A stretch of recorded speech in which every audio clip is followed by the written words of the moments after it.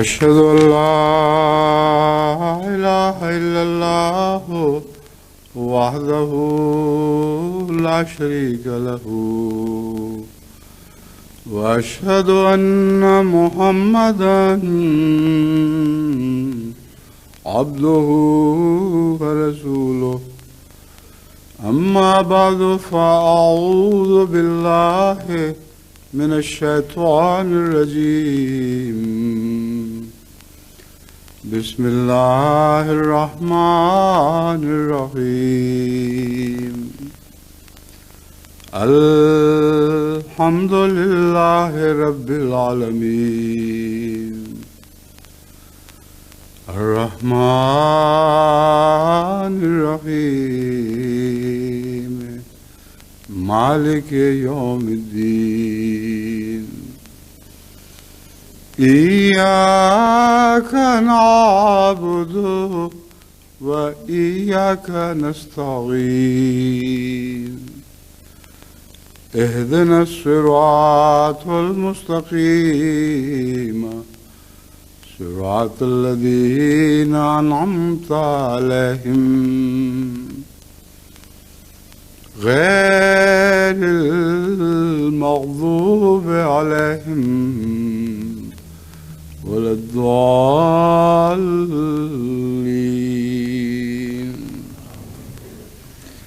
إن الله يأمركم أن تؤدوا الأمانات إلى أهلها وإذا حكمتم بين الناس أن تحكموا بالعدل إن الله نعم ما يعظكم به إن الله كان سميعا بصيرا.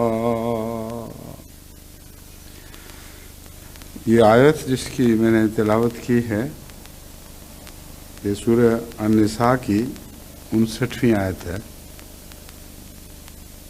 اور بظاہر شاید یہ دکھائی نہ دے کہ اس کا گہرا تعلق پاکستان اور ہندوستان میں رونما ہونے والے واقعات سے ہے، مگر جیسا کہ میں اس خطبے کے دوسرے حصے میں وضاحت کروں گا، اس کا بہت گہرا اطلاق بر صغیر میں ظاہر ہونے والے رونما ہونے والے واقعات سے ہے، اور ان مسائل کا حل بھی اسی میں شامل ہے جو آج ہمیں درپیش ہیں۔ لیکن اس سے پہلے میں عمومی تبصرہ کرنا چاہتا ہوں تاکہ اس آیت کا پس منظر جو اس وقت وہاں دکھائی دے رہا ہے وہ روشن ہو جائے۔ ہندوستان اور پاکستان کے درمیان ایک پہلا راؤنڈ ہوا تھا جس کے متعلق خیال تھا کہ ہندوستان وہ راؤنڈ جیت گیا ہے، اور پاکستان کو وہاں کے ایک وزیر نے کھلم کھلا چیلنج کیا کہ اب نکالو اپنا ایٹم بم اگر تمہارے پاس بھی ہے۔ حقیقت میں یہ بات ایسے نہیں جیسے دکھائی دے رہی ہے۔ امر واقعہ یہ ہے کہ پاکستان کے اور ہندوستان دونوں کے ایٹم بمز کے متعلق یا ان کے بم بنانے کی صلاحیت کے متعلق اور بموں کا جتنا ذخیرہ وہ اکٹھا کر چکے ہیں ان کے متعلق تمام متجسس عالمی طاقتوں کو شروع سے علم ہے۔ جو جھوٹ بول رہے ہیں اور دھوکہ دے رہے ہیں یہ سراسر بر صغیر میں ایک فساد پھیلانے کی ایک مذموم کوشش ہے، جو ایک جال بنا گیا ہے وہ انہوں نے ڈال دیا ہے، اور اس جال ڈالنے میں ہندوستان بھی ان کا اعلی کار بنا ہوا ہے، اور ہندوستان کو علم نہیں کہ یہ دھوکہ دینے والے لوگ ہیں۔ جو دجل کا پہلو ہے اس کو حضرت صلی اللہ علیہ وآلہ وسلم نے 1400 برس پہلے بیان فرما دیا تھا۔ ہندوستانی تو رسول اللہ صلی اللہ علیہ وسلم کی اس پیشگوئی کو قبول نہیں کرتے، یعنی اکثر ان کے، لیکن یہ امر واقعہ ہے کہ حضرت اقدس محمد رسول اللہ صلی اللہ علیہ وآلہ وسلم نے جس قوم کی بعض صفات کو پیش نظر رکھ کر یا جن قوموں کی بعض صفات کو پیش نظر رکھ کر لفظ دجال کا اطلاق فرمایا تھا، وہ آج عالمی طاقتوں پر بعین ہی پورا اتر رہا ہے۔ دجل اور فریب کی حکومت ہے، جس کے نتیجے میں یہ جال بنتے ہیں اور پھر ڈالتے ہیں، اور اس میں وہ مچھلیاں قابو آتی ہیں جو سمجھتی ہیں کہ ہم ان کے جال میں قابو آنے والے نہیں، ہمیشہ قابو آ جاتی ہیں۔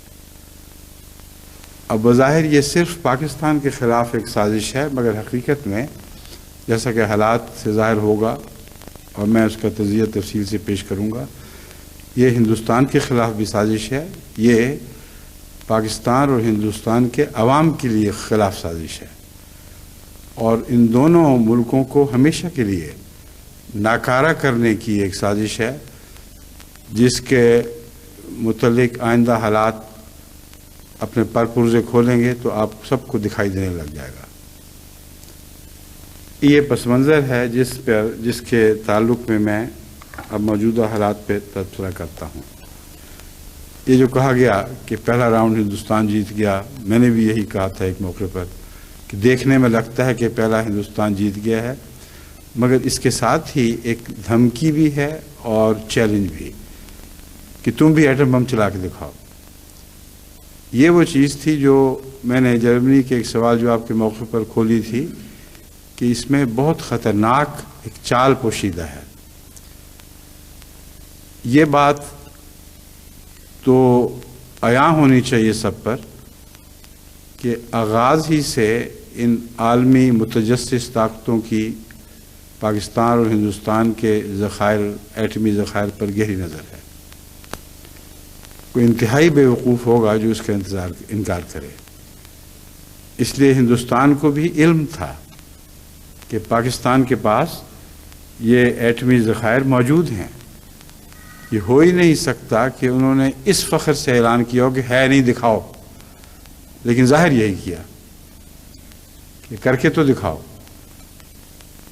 اس وقت تک پاکستان کی حکومت نے بھی یہ اعلان نہیں کیا تھا کہ ہمارے پاس ذخائر موجود ہیں، اس لیے وہ یہ اعلان کرتے رہے کہ ہمارے پاس نو ہاؤ، یعنی اس کا علم موجود ہے اور جب چاہیں ہم 1 منٹ کے اندر ایٹم بم بنا سکتے ہیں۔ گوہر ایوب صاحب نے کہا اتنا آسان ہے جیسے تالے میں چابی گھما دی جائے۔ یہ نہایت احمقانہ بات ہے۔ تالے میں چابی گھمانے کا اور عمل ہے، اور ایٹم بم بنانے کا فیصلہ کرنے کے بعد وقت کا انتظار، یہ ایک بالکل اور بات ہے۔ دنیا کی بڑی سے بڑی طاقت بھی فیصلہ کرنے کے بعد فوری طور پر ایٹم بم نہیں بنا سکتی، لمبے وقت چاہیے۔ چنانچہ یہ وہ حصہ تھا جس کو عملاً انہوں نے اس اعلان کے ساتھ ظاہر کر دیا کہ چابی فیصلے کی چاہیے، عملاً ہمارے پاس موجود ہے۔ اور چونکہ اس وقت حالات کا اقرار پاکستان کی طرف سے نہیں تھا، اس لیے بظاہر یہ کہا جا سکتا تھا کہ ہو سکتا ہے انہوں نے چین سے ایٹم بم حاصل کر لیا ہو، لیکن یہ بات درست نہیں۔ آغاز ہی سے سب کو علم تھا کہ پاکستان کے پاس کتنے ایٹم بم بن چکے ہیں، کتنے موجود ہیں خزانے میں، اور اسی طرح ہندوستان کا بھی علم تھا۔ یہ جو ڈرامہ کھیلا گیا ہے، اب میں اس کے متعلق بتاتا ہوں کہ ڈرامہ ہے کیا۔ جب ہندوستان نے یہ چال چلی اور ایٹمی دھماکہ کیا تو اس کے خلاف پابندیاں عائد کی گئیں،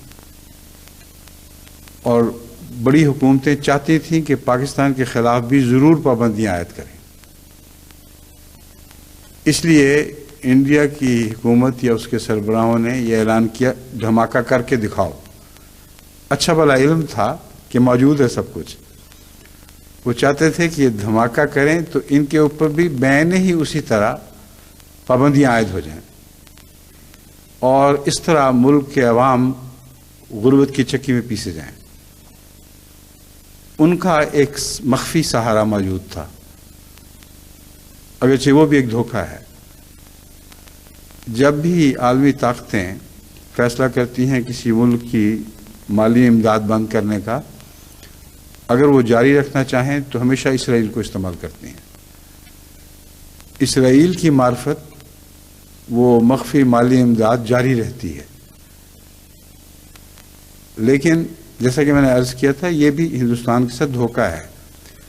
اسرائیل کے ذریعے ملنے والی مالی امداد جنگ کی خطرناک جنگ کو پھیلانے میں اور اس کے خطرناک اثرات کو ظاہر کرنے کے لحاظ سے یہ امداد ممد ہو سکتی ہے، یعنی ایک دھوکہ ہو سکتا ہے کہ اس امداد سے ہمیں گویا کہ جنگی کارخانے کو چلانے کے لیے مالی سہولتیں مہیا ہو گئیں، لیکن ناممکن ہے کہ اسرائیل ہو یا امریکہ ہو ہندوستان کے بھوکے عوام کا پیٹ بھر سکے۔ یہ دھوکہ ہے۔ جنگ شروع کروا دیں گے اور جیسا کہ قرآن کریم نے شیطان کا حال لکھا ہے وہ تیلی لگا کر پیچھے ہٹ جائے گا، اس کے بد اثرات پھر ہندوستان کو خود برداشت کرنے پڑیں گے۔ یہ حماقت ہے جو وہاں کی لیڈرشپ سے سرزد ہوئی ہے، اور ایٹمی دھماکہ کرنے کی وجہ یہ تھی کہ پاکستان کو ٹریپ کیا جائے۔ پاکستان نے جو جوابی ایٹمی دھماکہ کیا ہے اس کا پاکستان کو پوری طرح حق تھا، اس میں ہرگز کوئی شک نہیں، لیکن اہل عقل کا کام تھا کہ اس حق کو اپنے مفاد کے طور پر استعمال کریں، مخالف استعمال نہ کریں۔ عملاً اس وقت پاکستان کا جو سینسس ہے اس میں سے 70% لوگوں نے ایٹمی دھماکے کے حق میں اور 30% نے اس کے خلاف ووٹ دیا ہے۔ یہ بات درست نہیں کہ جو 30% ہیں وہ ملک دشمن ہیں، ان میں بھاری تعداد ایسے دانشوروں کی ہے جن کے سامنے کئی اندیشے ہیں۔ ہو سکتا ہے وہ جانتے ہوں کہ یہ سب کچھ ڈرامہ رچایا گیا ہے تاکہ پاکستان کو گھسیٹ لیں، مگر اس جوابی کارروائی سے کم ایک فائدہ جو فوری طور پر پہنچتا ہوا دکھائی دیتا ہے وہ یہ ہے کہ ہندوستان کو اب ظاہری طور پر جرأت نہیں ہو سکتی کہ پاکستان کو اپنے یعنی نیوکلیئر بامز کا نشانہ بنائے۔ یہ جو فتح ہے اس کی خوشیاں جتنی چاہیں پاکستان والے منائیں، اس کا ہر پاکستانی کو حق ہے کہ وہ یہ دوسرا راؤنڈ جیتنے کی اس لحاظ سے خوشی منائے،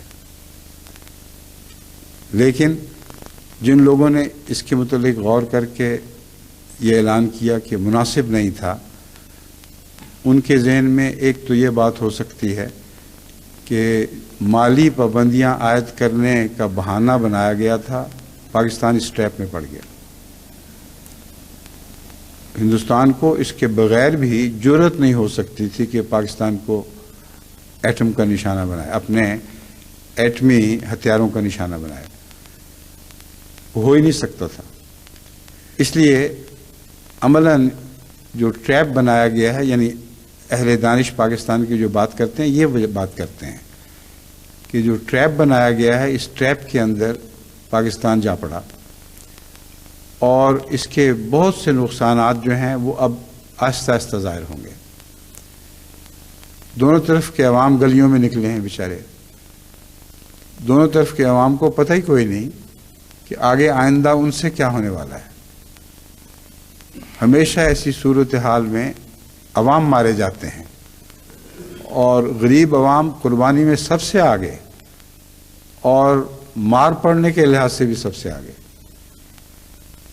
ان بیچاروں کا پہلے والا حال بھی نہیں رہے گا، وقتی طور پر جشن منانا اور بات ہے، مگر بھوکے پیٹ گزارا کرنا بالکل اور بات ہے۔ یہ جو جنون کا دور ہے دونوں ملکوں میں یہ تو ختم ہو جائے گا، باقی بھوک رہ جائے گی، پھر بھوک بھی فساد پیدا کرے گی، اور ملک کا رہا سا نظام بھی وہ بھوکے اپنی بغاوت کے ذریعے تباہ کر دیں گے۔ یہ وہ باتیں ہیں جو گہری نظر سے دیکھنے والی تھیں، اور میں سمجھتا ہوں کہ پاکستان کے اہل دانش ان باتوں کو پیش نظر رکھ کر یہ بات کر رہے ہیں۔ دوسری بات ایٹمی تابکاری ہے۔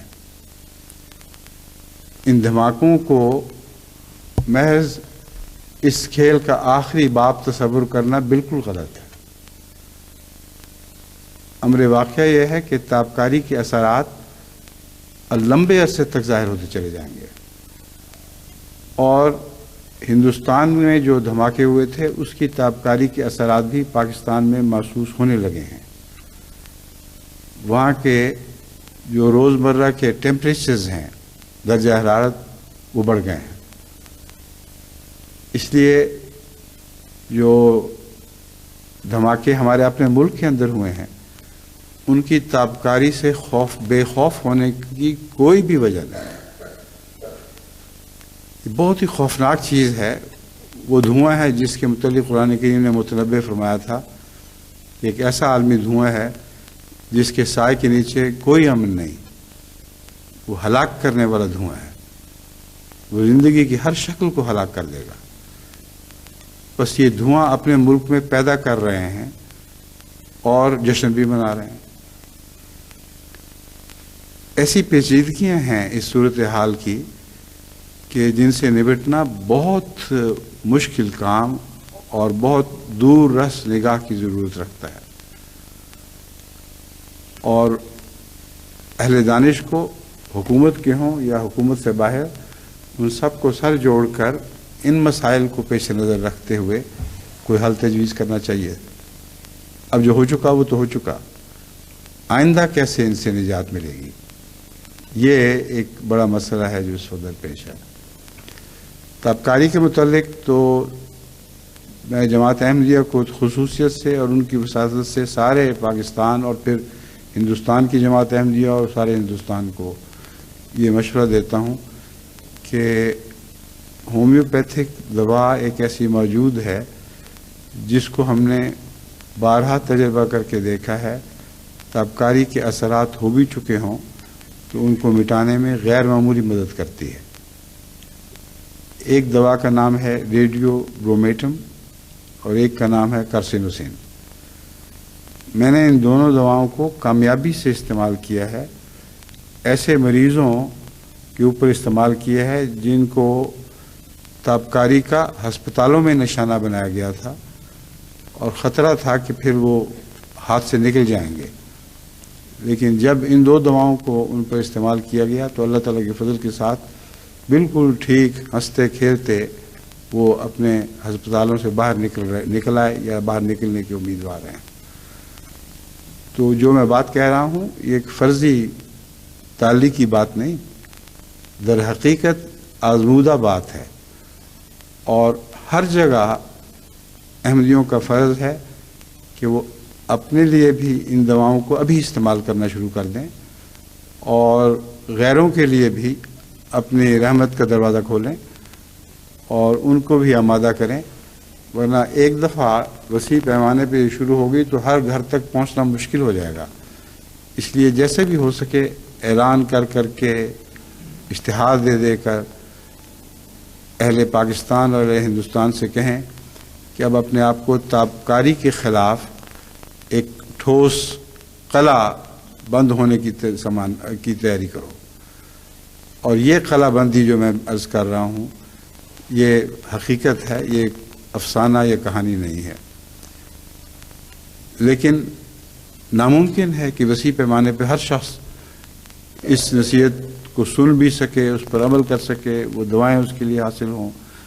اس لیے میرے کہنے سے مسئلہ حل نہیں ہوگا، لیکن یہ تو ضرور ہوگا کہ اللہ تعالیٰ کے نزدیک احمدی مخلص اور سچے ثابت ہوں گے، اور اس کے نتیجے میں اللہ تعالیٰ کا احسان ہو اور ان کی دعائیں مقبول ہوں تو ان کے ملکوں کے باقی باشندوں پر بھی اللہ تعالیٰ جیسے چاہے احسان کی نظر فرمائے۔ لیکن یہ پیغام پہنچانا میرا فرض تھا۔ اب میں جو اس جال کی اصل حقیقت ہے اس کے متعلق روشنی ڈالنا چاہتا ہوں۔ اسرائیل ان باتوں کے پیچھے ہے۔ جو معلومات مجھے ہندوستان سے ملتی رہی ہیں ان کے مطابق اسرائیل کے گوریلے کشمیر میں بھی اور ہندوستان کی فوج میں بھی جگہ جگہ پھیلے ہوئے ہیں، اور اسرائیل میں ہندوستانی فوجیوں کو گوریلا ٹریننگ دینے کے مراکز بنائے گئے ہیں، اور اس کے نتیجے میں کشمیر پر بے انتہا ظلم کا ایک دور آنے والا ہے، کیونکہ اسرائیل کی گوریلا ٹریننگ میں خود ان کی کتابوں کی روح سے، جو ان کا میں نے گہری نظر سے مطالعہ کیا ہے، محض میرے دعوے کے طور پر نہیں، ان کی کتابوں کی روح سے یہ بات داخل ہے کہ ہم اپنے گوریلوں کو یہ لازمی تربیت دیتے ہیں کہ رحم کا نام بھی ان کو نہ پتا ہو۔ ایسا تشدد کرنے کی صلاحیت رکھتے ہوں کہ جس کے نتیجے میں تمام انسانی جذباتی قدریں پائمال ہوں، لیکن ان کو کوڑی کی بھی پرواہ نہ ہو۔ یہ وہ ٹریننگ ہے جس کو جو ہندوستان کو دی جا چکی ہے، اور جو پہلا خطرہ ان حالات کے بعد مجھے دکھائی دے رہا ہے وہ یہ ہے کہ دونوں طرف کی ایٹمی توانائی کے نتیجے میں ایک دوسرے کو باندھ دیا گیا کہ ایک دوسرے پر ایٹمی حملہ نہ کریں، اور کشمیر میں ہندوستان جو بھی کرے وہ اس کے لیے آزاد ہو گیا۔ اور جو مجھے دکھائی دے رہا ہے وہ آئندہ کشمیر پر بے انتہا مظالم کا دور آنے والا ہے۔ جتنے بھی وہاں مزاحمت کے اڈے موجود ہیں، پاکستان کہتا ہے کہ پاکستان سے ان کا کوئی تعلق نہیں۔ اب جب تعلق نہیں ہے تو پھر احتجاج بھی نہیں کر سکتے، یہ ظاہری بات ہے۔ اس لیے جو پاکستان کہتا ہے اس کے خلاف مجھے کہنے کا حق نہیں ہے، کیونکہ بہرحال میرا ملک ہے، میں اپنے ملک کے صاحب اقتدار لوگوں کے کھلے دعوے کا انکار نہیں کر سکتا، یعنی اس کی عملاً ظاہری تردید نہیں کر سکتا۔ بس فرض کریں کہ پاکستان سے ان کا کوئی تعلق نہیں۔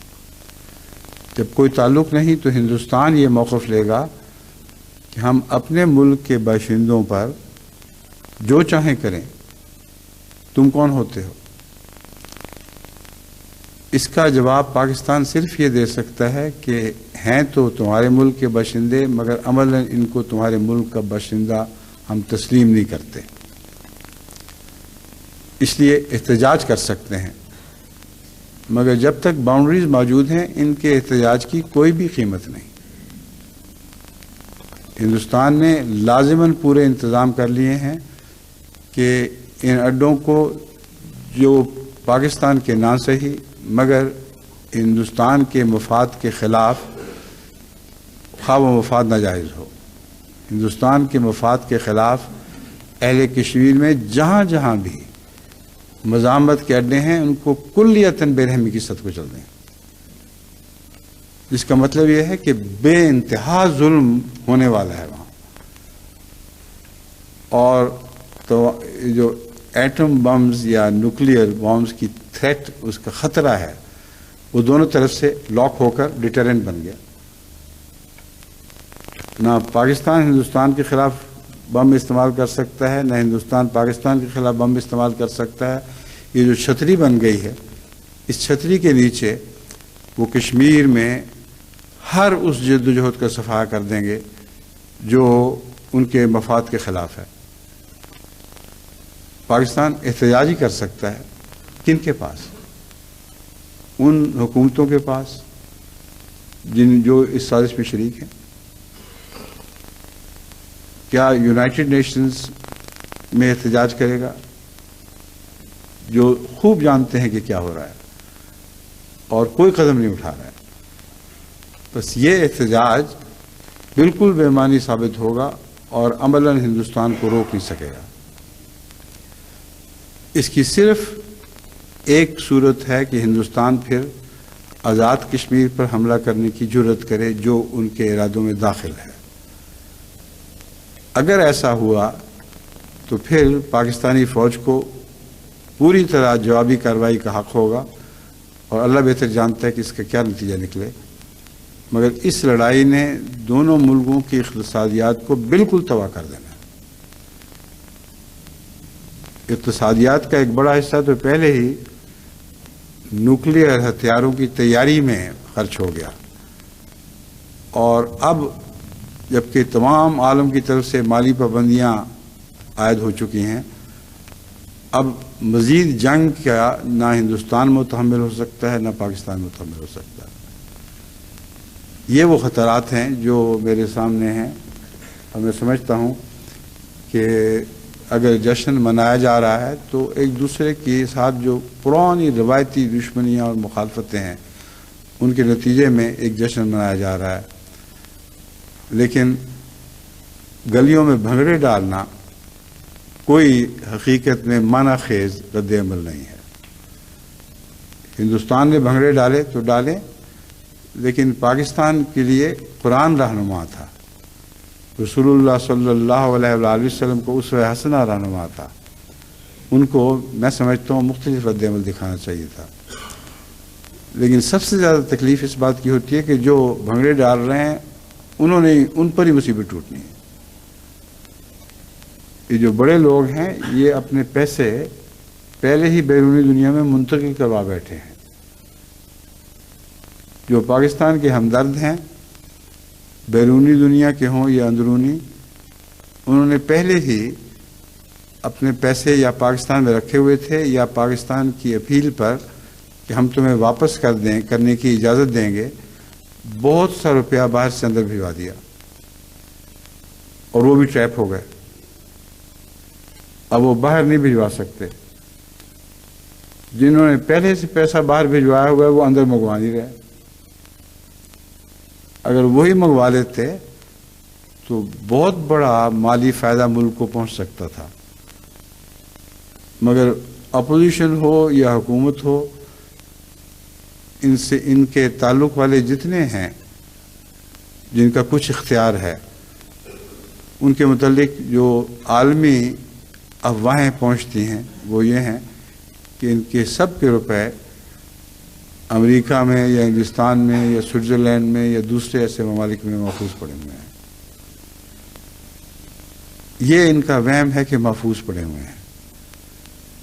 وقت بتائے گا کہ جس کو یہ محفوظ سمجھتے ہیں وہ ایسا ہی ہے جیسا دودھ کو بلے کی حفاظت میں چھوڑ دیا جائے۔ اگر وہ دودھ محفوظ ہے تو پھر آپ کا روپیہ بھی محفوظ ہے۔ اب کم سے کم یہ وقت تھا قومی غیرت دکھانے کا، اب آپ واپس منگوا سکتے تھے اس وقت۔ اگر واپس منگوا سکتے اور منگوا لیتے تو اچانک ملک میں روپے کی یعنی ایسی روپے کی بہتات ہوتی جس سے ساری دنیا سے مال خریدا جا سکتا ہے۔ اگر ایسے روپے کی بہتات ہو جس سے ملک کے اندر مہنگائی بڑھ جائے وہ بالکل اور بات ہے، مگر بین الاقوامی کرنسی یعنی پاؤنڈ یا ڈالرز وغیرہ ان کو منگوا لینے سے دنیا میں بے شمار ایسے ملک ہیں جو کسی پابندی کی پرواہ نہیں کریں گے اور ان کو ان پیسوں کے بدلے نقد اشیاء مہیا کر سکتے ہیں جس کی ملک کو ضرورت ہے۔ یہ دولت، اس دولت کی فراوانی کبھی بھی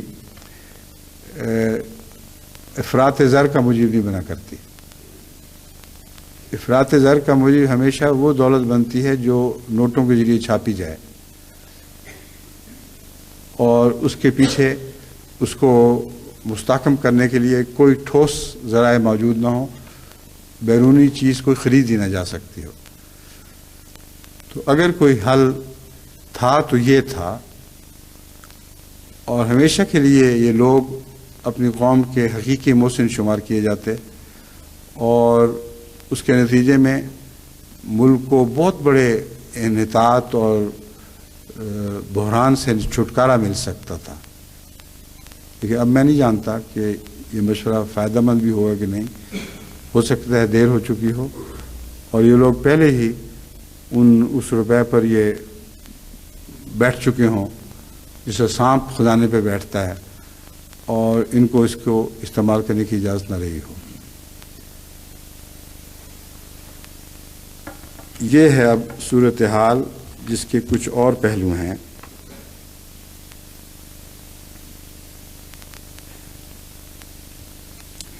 یہ میں عرض کر چکا ہوں کہ پاکستان کے علاوہ ہندوستان سے بھی دھوکہ ہوا ہے، جس کو ابھی علم نہیں کہ ان سے کیا دھوکہ ہو چکا ہے اور کیا خطرات درپیش ہیں۔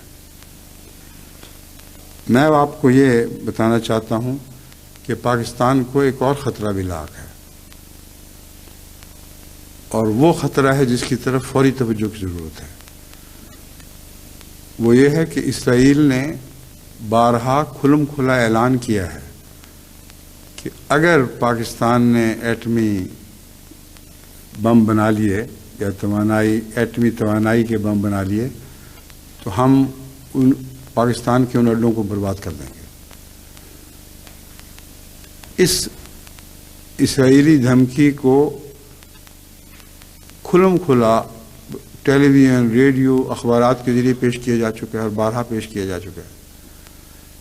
اس لیے ہندوستان کے خلاف تو ڈیٹرنٹ بنا لیا آپ نے، لیکن اسرائیل جہاں سے اصل خطرہ ہے اس کے خلاف کیا ڈیٹرنٹ ہے؟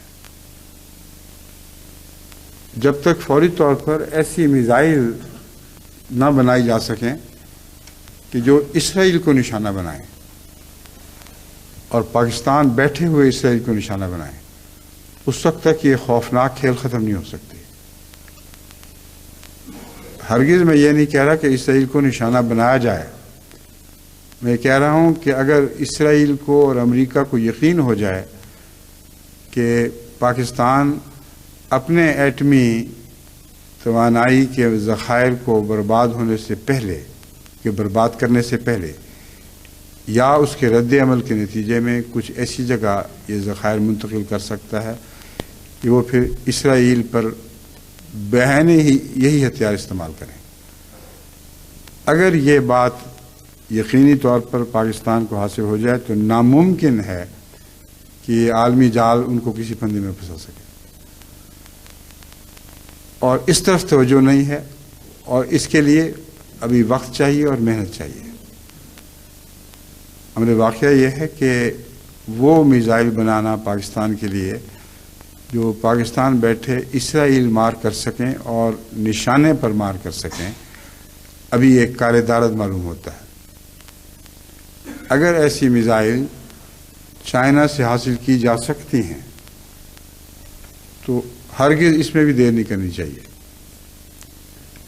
عالمی طاقتوں کو یقین دلانا ضروری ہے کہ اگر اسرائیل کو اجازت دی گئی کہ وہ ظالمانہ کارروائی کرے تو ہم ضرور جوابی کارروائی کریں گے، اور جوابی کارروائی کرنے کی اہلیت رکھتے ہیں۔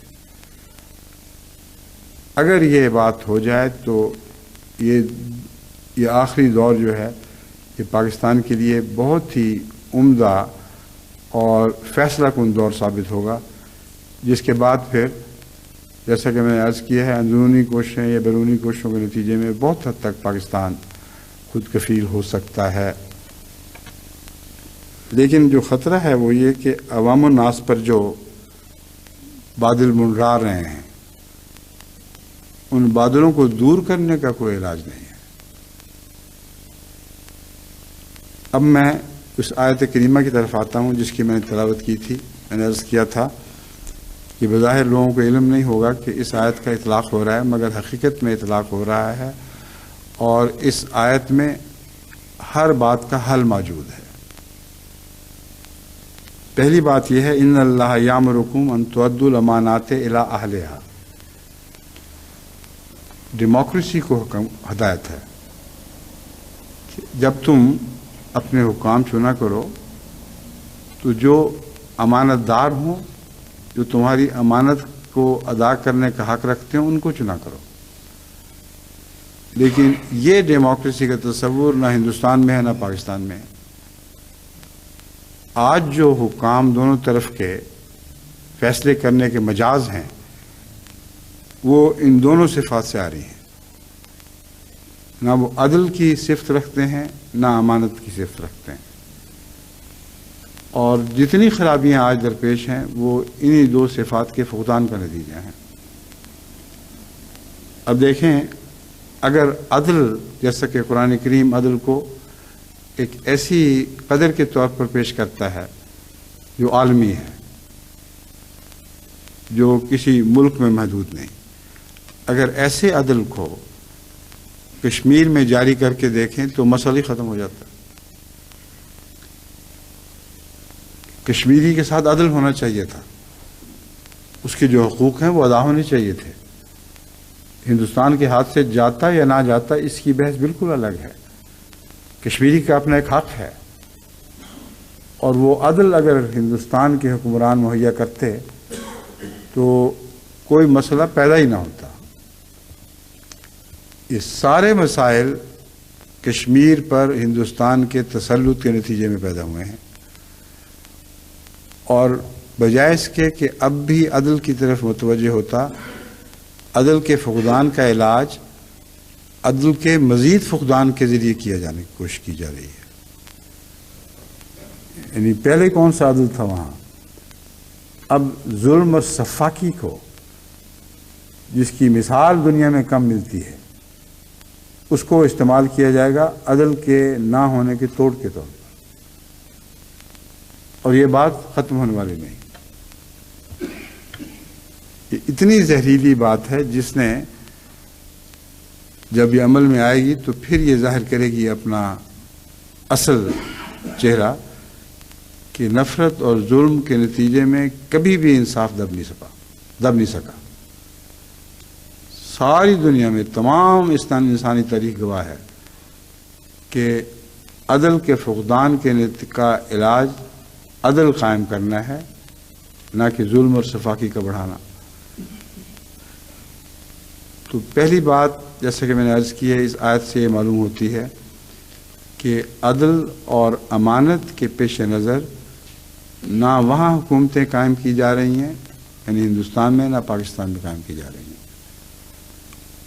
اور عدل کا فقدان اس طرح بھی ظاہر ہوتا ہے کہ خود اپنے عوام سے یہ عدل نہیں کرتے۔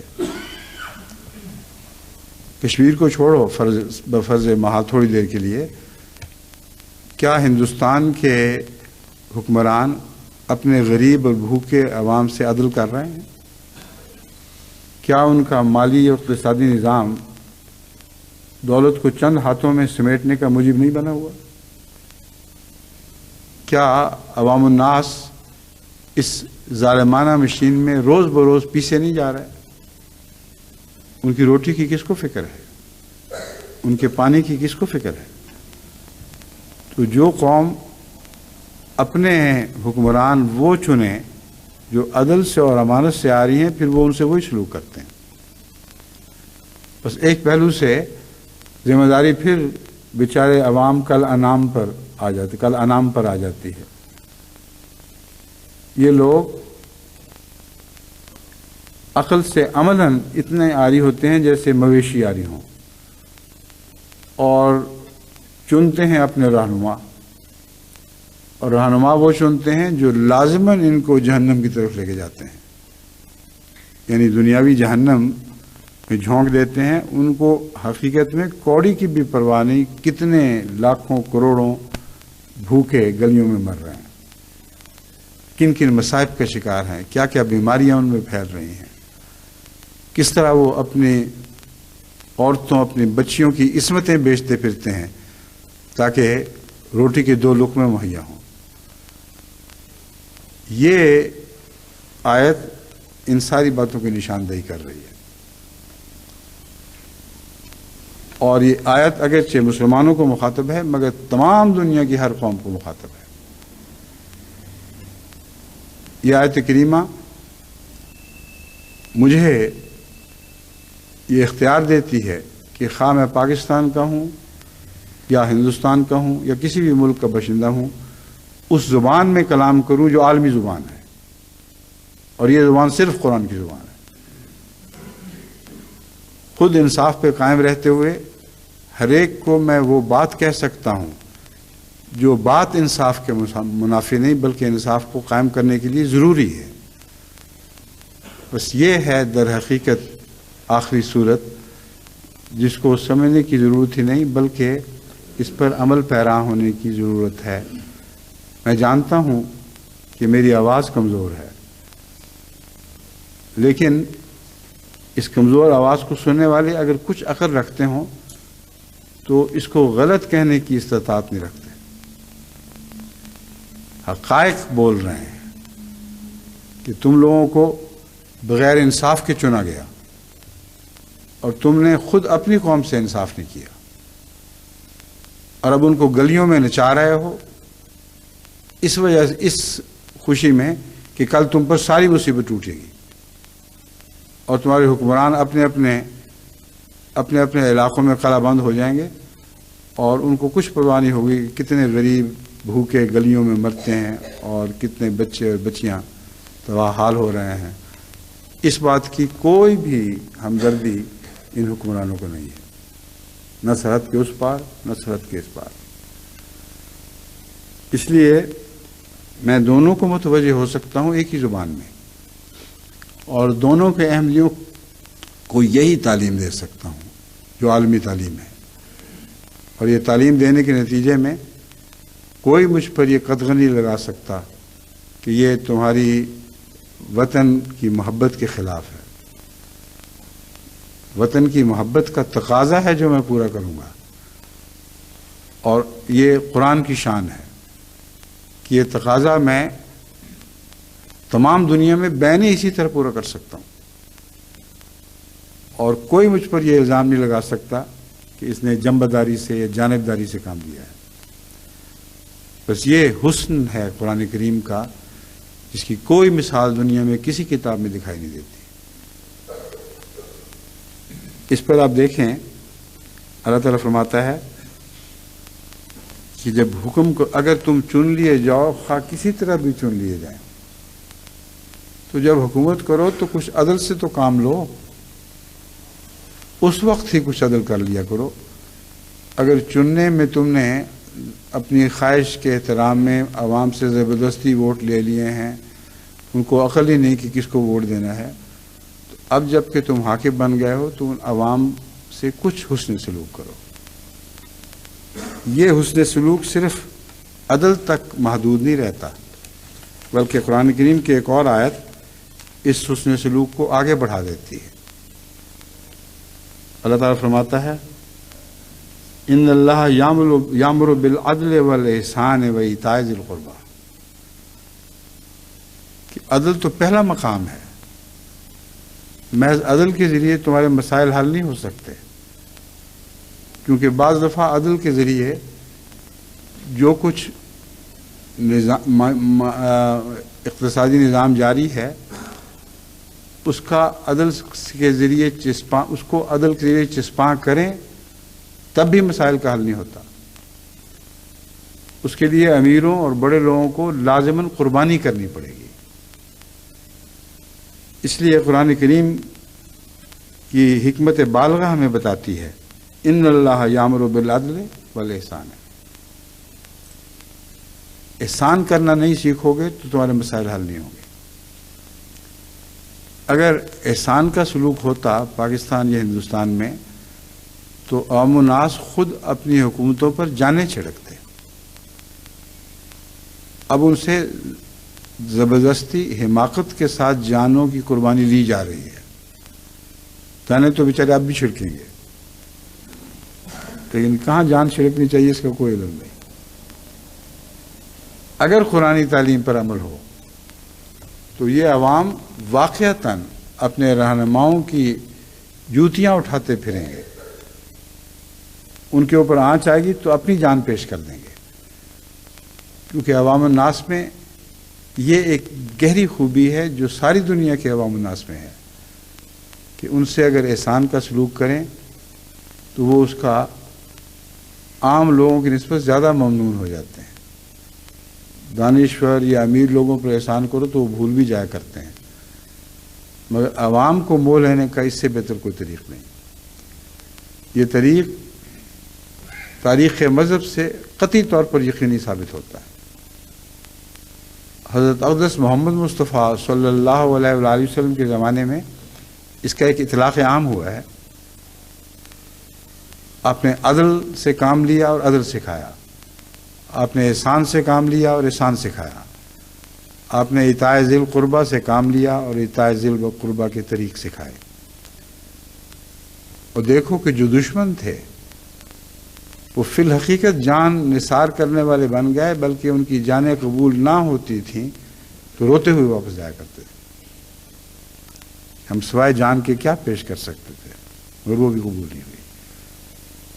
یہ عظیم عالمی انقلاب جو ہر ملک میں برپا ہو سکتا ہے، اس کے لیے کسی مذہب کی ضرورت نہیں، ان 3 بنیادی اصولوں کو پکڑ لینے کی ضرورت ہے.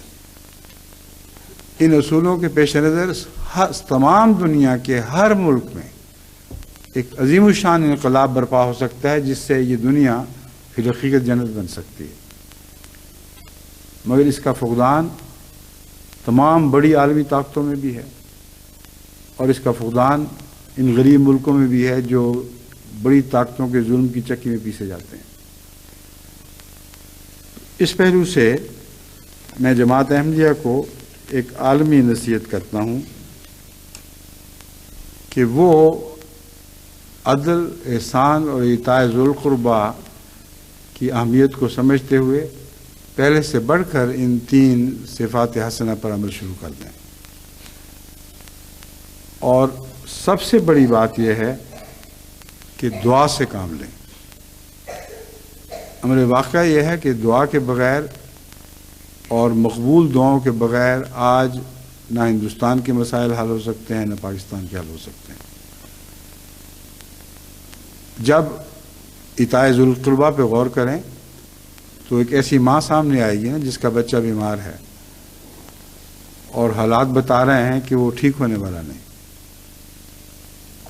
کیا کر سکتی ہے سوائے دعا کی؟ اور اس وقت کی دعا جو دل کی گہرائی سے اٹھتی ہے، جو زخمی دل کی دعا ہے، وہ اللہ تعالیٰ عام حالات کی دعا سے زیادہ سنتا ہے. بس ہر احمدی دل کو اطاعت ذی القربہ کے تحت ایک ماں کا دل ہو جانا چاہیے. وہ دنیا کے غموں کو محسوس کرے اور دل میں تکلیف محسوس کرے واقعتاً. راتوں کو اٹھے اور بلبلائے، دن کو سوچتے وقت ہر وقت اس کو یہ خیال زخمی کر رہا ہو کہ بہت سے میرے بھائی بند ہیں جو گہری تکلیف میں مبتلا ہیں. جو دور کی تکلیفیں ہیں وہ ان کو قریب دکھائی دیں، تب دل سے وہ دعا نکلے گی جو مقبول ہوا کرتی ہے. دور کی تکلیف تو آپ اخباروں میں پڑھ لیتے ہیں، لاکھوں بھوک سے مر گئے. لیکن اگر کسی ایک کو بھوک سے مرتا ہوا دیکھیں اور خود دیکھیں قریب سے، پھر پتہ چلے گا کہ بھوک سے مرنا کیا ہوتا ہے. اگر اپنے کسی بچے کو بھوک سے مرتا ہوا دیکھیں پھر پتہ چلے گا. خبروں کی بات نہ کریں، سب کو علم ہے کہ لاکھوں کروڑوں بھوکوں سے مر رہے ہیں، لیکن اطاعت ذی القربہ کا مطلب ہے ان لوگوں کو اس نظر سے دیکھیں جیسے آپ کا بچہ بھوک سے مر رہا ہو، آنکھوں کے سامنے بھوک سے مر رہا ہو. اس وقت جو دل پہ گزرے گی، وہ دل پہ گزرے گی تو دعا مقبول ہوگی. ماؤں کی دعا تو اس لیے بھی بعض دفعہ مقبول نہیں ہو سکتی کہ ان کی ساری زندگی ان کی خدا سے دور کٹی ہو، صرف بچہ بچانے کے لیے رو رہی ہوں. لیکن جو بچہ آپ کا نہیں ہے اور اللہ کی خاطر اس سے بچوں والی ہمدردی ہے، یہ ناممکن ہے کہ یہ دعا قبول نہ ہو. ایسی ہی دعائیں تھیں جو آن حضرت صلی اللہ علیہ وآلہ وسلم کی، جنہوں نے ایک عظیم انقلاب برپا کر دیا. اور حضرت مسیح موعود علیہ السلام اسی وجہ سے ہمیشہ آپ کی دعاؤں ہی کو انقلاب کا باعث قرار دیتے ہیں، جبکہ دوسرے دنیا دار صوفیاء ہوں یا مذہبی لیڈر ہوں، ان کا وہم تک اس طرف نہیں جاتا کہ حضرت رسول اللہ صلی اللہ علیہ وسلم کی دعاؤں نے انقلاب برپا کیا تھا. اور وہ یہ دعائیں تھیں جس کا میں ذکر کر رہا ہوں. اپنے دلوں کو ٹٹولیں. خبریں پڑھتے ہیں ایکسائٹ ہونے کے لیے، تو یہ آپ اس صورت میں آپ مومن دل نہیں رکھتے. آج کل بڑا ہنگامہ چل رہا ہے خبروں کا.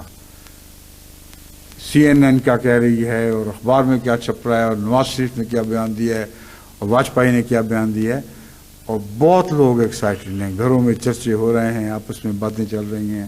آج یہ خبر آ گئی ہے، یہ خبر آ گئی. خبر آ رہی ہے بربادی کی، اور تمہیں ہوش ہی کوئی نہیں. تم باتوں کے چسکے لے رہے ہو کہ یہ خبر آ گئی اور وہ خبر آ گئی. یہ مومن دل کا تقاضا نہیں ہے. یہ وہ دل نہیں ہے جو میں احمدیوں کے سینوں میں دھڑکتا ہوا دیکھنا چاہتا ہوں. اس لیے میری آپ سے التجا ہے، بار بار آپ کو سمجھانے کی کوشش کر رہا ہوں کہ اپنے دلوں میں، اپنے سینوں میں وہ دل دھڑکائیں جو لوگوں کے غم سے دھڑکتے ہوں، جو لوگوں کے خوف سے دھڑکتے ہوں، اور اللہ کی خاطر ایسا کریں. یہ وہ دل ہیں جن کی دھڑکنیں خدا کی تقدیر کی دھڑکنیں بن جائیں گی. لازماً دنیا میں انقلاب برپا ہوں گے. اس کو کوئی معمولی اور چھوٹی بات نہ سمجھیں، اس پر عمل کریں. اور علاوہ ازیں اب ان مصیبت کے دنوں میں جو بھائی بندوں پر ٹوٹنے والی ہے، اپنے آپ کو پہلے سے زیادہ تیار کریں کہ اپنی سہولتیں ان میں تقسیم کریں اور ان کے دکھ بانٹیں. یہ دوسرا عملی اقدام ہے جس کے نتیجے میں میں یقین کر سکوں گا کہ واقعتاً آپ وہ بندے ہیں جن کے سپرد اللہ نے اس کائنات کی اس وقت میں بڑی ذمہ داری ڈالی تھی. بظاہر تو آپ کی ذمہ داری اس دنیا سے تعلق رکھتی ہے، مگر اس کائنات کی جان یہ دنیا ہے جو محمد رسول اللہ صلی اللہ علیہ وسلم کی دنیا ہے. اس پہلو سے میں کہتا ہوں اس ساری کائنات کی ذمہ داری اللہ تعالیٰ نے آپ کے سپرد کی تھی. اسے ادا کرنا محض باتوں سے نہیں ہوگا، محض ہجان سے نہیں ہوگا، جو آج باہر گلیوں میں بھی دکھائی دے رہا ہے اور آپ کی باتوں میں بھی دکھائی دے رہا ہے. بہت سے گھر ہیں، میں جانتا ہوں، ان کا دن رات کا بھی یہ پیشہ بن گیا ہے کہ ہر وقت CNN کو لگائی رکھیں اور دیکھیں کہ اب وہ کیا کہہ رہی ہے. حالانکہ CNN کی اکثر خبریں بھی پروپیگنڈا کی خاطر بنائی جاتی ہیں، اور پہلے بھی CNN نے دنیا کو بہت سی مخلوق کو گمراہ کیا. جو بغداد میں گزری ہے، جو عراق پر بنی، جو بوسنیا وغیرہ میں ہوتا رہا، ان سب جگہوں پہ CNN اس دھوکہ بازی کی وجہ سے ساری دنیا کی رائے عامہ کو غلط راستے پر چلاتی رہی ہے. اور آخر پر پھر CNN یہ اقرار کرتی ہے کہ ہاں یہ بات نظر سے رہ گئی تھی، اور یہی باتیں کرنے والے CNN کی شدائی کہتے ہیں اب تازہ خبر آئی ہے CNN سے کہ وہ پہلی باتیں جھوٹی تھیں. حالانکہ اتنی عقل نہیں کرتے کہ جب باتیں ہو رہی تھیں آپ کو پتہ ہونا چاہیے تھا جھوٹ بول رہے ہیں، کیونکہ پیشہ ہی ان کا یہ ہے. ہمیشہ سے ایک جال پھیلایا گیا ہے دنیا میں دھوکہ بازی کا، اور لوگ ہیں کہ اس کو لگائی پھرتے ہیں اس لیے کہ ساتھ کچھ گندی فلمیں بھی دے دیتے ہیں، یہ ساتھ کچھ ایسی کھیلوں کی خبریں بھی دیتے ہیں جن میں دلچسپی ہوتی ہے، لیکن ان میں بھی ناچ گانا، اچھل کود اور جسم کی قربانی یہ نمایاں ہوتے ہیں. تو خبریں صرف نہیں ہیں جو آپ کی دلچسپی کا موجب بنتی ہیں، خبریں پیش کرنے کا انداز بھی آپ کی دلچسپی کا موجب بنتا ہے. ورنہ صبح اٹھ کر اخبار میں وہ ساری خبریں پڑھ سکتے ہیں جو CNN نے آپ کو دی ہیں، اس کے دینے کے انداز کے آپ شیدائی ہیں، اور وہ انداز دجل کا انداز ہے، جھوٹ کا انداز ہے، اور آپ کے خاندان کو ناپاک کرنے کی ایک کوشش ہے. اس لیے عقل و حکمت سے کام لیں، خبروں میں دلچسپی رکھیں، خبروں کے جھوٹے انداز میں دلچسپی نہ رکھیں، خبروں دینے والوں کو پہچان لیں. یہ دجال کا ایک بازو ہے، اور اس بازو سے دجال رائے عامہ کو ہموار کرنے کا بہت بڑا کام لے رہا ہے. بس میں چاہتا ہوں کہ جماعت احمدیہ تو وہ ہو جس کو دجال کا دھواں تک نہ پہنچے. اور اس دنیا میں اگر آپ نہیں ہیں تو پھر کوئی بھی نہیں جو دجال کے اثر سے پاک ہے، سارے کے سارے دجال کے دائرے کے نیچے ہیں۔ بس میں امید رکھتا ہوں اور دعا کرتا ہوں کہ اللہ تعالیٰ ہمیں یہ توفیق عطا فرمائے گا۔ اس کے لیے محنت کی ضرورت ہے، تردد کی ضرورت ہے، دلوں کو ٹٹولنے کی ضرورت ہے، اور دعائیں جہاں دوسروں کے لیے مانگیں ہم اپنے دل کے لیے بھی مانگیں، بھکاری بن جائیں خدا کے حضور۔ کیا خدا ہم وہ دل چاہتے ہیں جو تجھے پسند ہو، مگر بہت مشکل کام، تو یہ دل ہمیں عطا فرمائے تو دل عطا ہوں گے، تو اگر یہ دل ہمیں عطا نہ فرمائے تو ہم دنیا کے دلوں کو کیسے بدلیں گے؟ بس اس عاجزانہ اقرار کے ساتھ آگے بڑھیں۔ اللہ تعالی ہمیں توفیق عطا فرمائے کہ دنیا کی ہر ملک کی خدمت کر سکیں، ہر ملک کا احمدی اپنے ملک کا وفادار ہو، اور ہر ملک کے احمدی کی وفاداری کسی دوسرے ملک کے خلاف نہ ہو، خدا کے ساتھ وفاداری ہو، اور اپنے ملک کے باشندوں کے حق میں وہ وفاداری کام کر رہی ہو۔ اللہ تعالیٰ ہم اس کی توفیق عطا فرمائے۔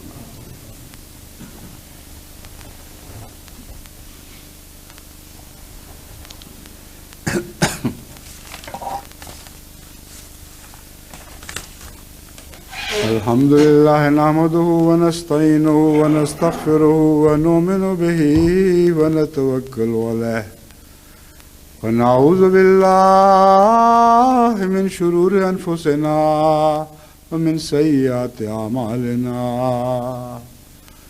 من يهده الله فلا مضل له ومن يضلله فلا هادي له ونشهد أن لا إله إلا الله وحده لا شريك له ونشهد أن محمدا عبده ورسوله